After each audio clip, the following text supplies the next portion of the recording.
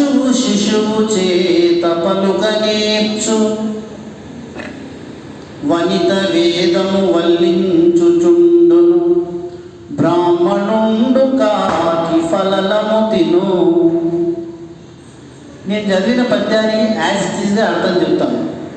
కొండ మీద ఉన్న నెమలి మనకు కోరిన పాలనిస్తుంది. కొండ మీద ఉన్న నెమలి మనకు కోరిన పాలనిస్తుంది. పశువు శిశువుకు పలకడం నేర్పిస్తున్నాడు.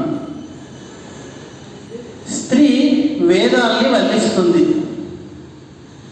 బ్రాహ్మణుడు కాకి మాంసం తింటున్నాడు.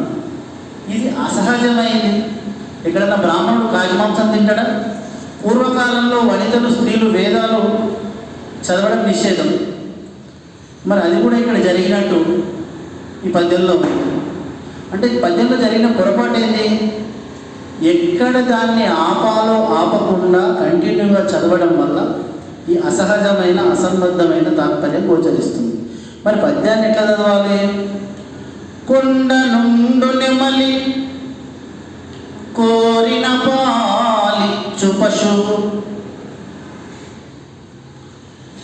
పలుకనేర్చు శిశువు వనిత బ్రాహ్మణుడు వేదములు వల్లించుచుండు కాకి ఫలలము తిను.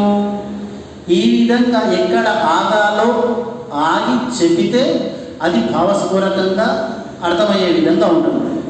కొండ నుండి నెమలి, నెమలి ఎక్కడ ఉంటుంది? కొండ పైన ఉంటుంది. కోరిన పాలిచ్చు పశువు, పశువు కోరిన పాలనిస్తుంది. తల్లి తన పిల్లవాడికి పలకడం మాట్లాడడం నేర్పుతుంది. బ్రాహ్మణుడు వేదాల్ని చదువుతున్నాడు. కాకి మాంసం తింటుంది. ఇది నిజమైన అర్థం ఇది. కాబట్టి పద్యాన్ని భావయుక్తంగా ఎక్కడ ఆగాలో అక్కడ ఆగి చదివితేనే అర్థం. దాంట్లో ఇంకా అప్పించువాడు వైద్యుడు, లేకపోతే మనం ఇంతకుముందు మనం